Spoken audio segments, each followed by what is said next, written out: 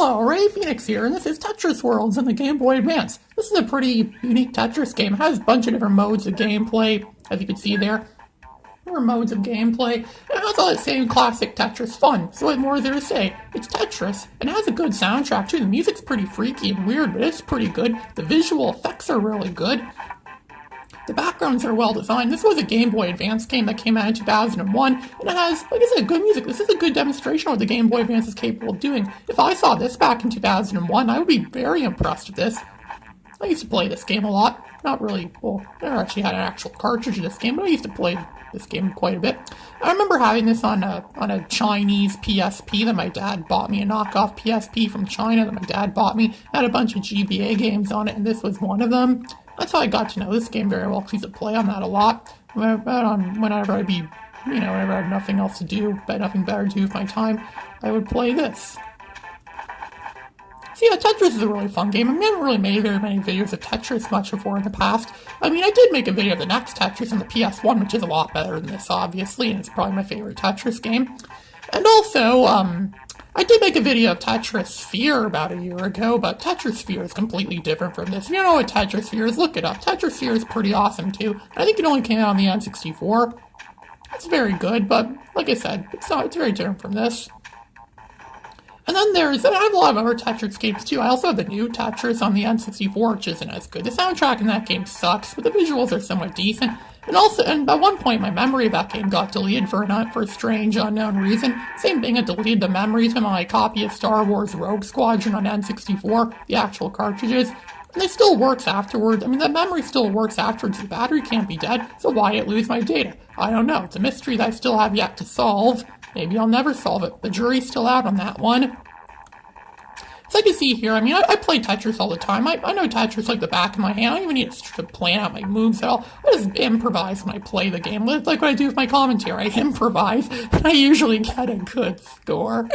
Yeah, my commentary is so much like a game of Tetris. You never know what's going to come up next. It could be good, it could be lucky for you, or it could mean your game will end right now. And there's no real scoring system in this game. It just scores you based on what level you make it up to. Every time you clear a line, it adds to the where it says goal, and then see like level up. So it's really that's how you really are scored in this game, really, just by leveling up. It's not like in other games where there's like a score of this or a score of that. I made this game last over 10 minutes.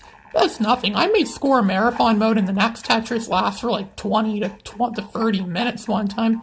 Man, that was a long time. But of course, I know you guys don't really want to watch that. Come on, it's Tetris. It's just blocks that fall from the sky. Who wants to watch that for 10 minutes? Heck, who even want to watch that for 5 minutes?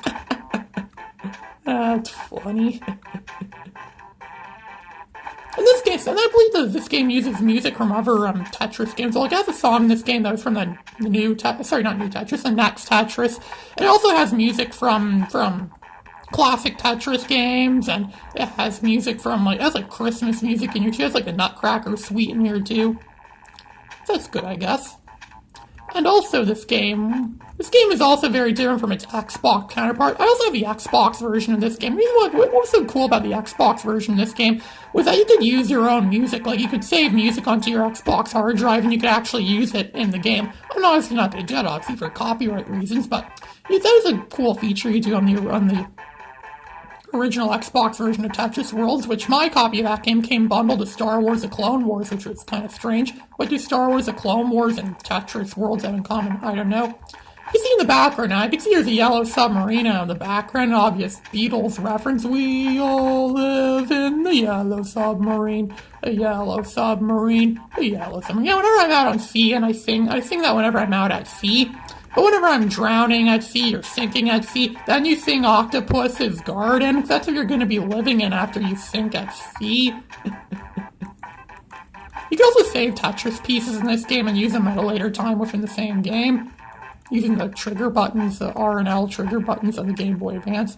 Again, that's pretty good. The Game Boy Advance is probably my favorite portable handheld system. Definitely my favorite of the Nintendo's Game Boy, especially the Game Boy Advance SP. That's my favorite Game Boy Advance. It's like a cell phone.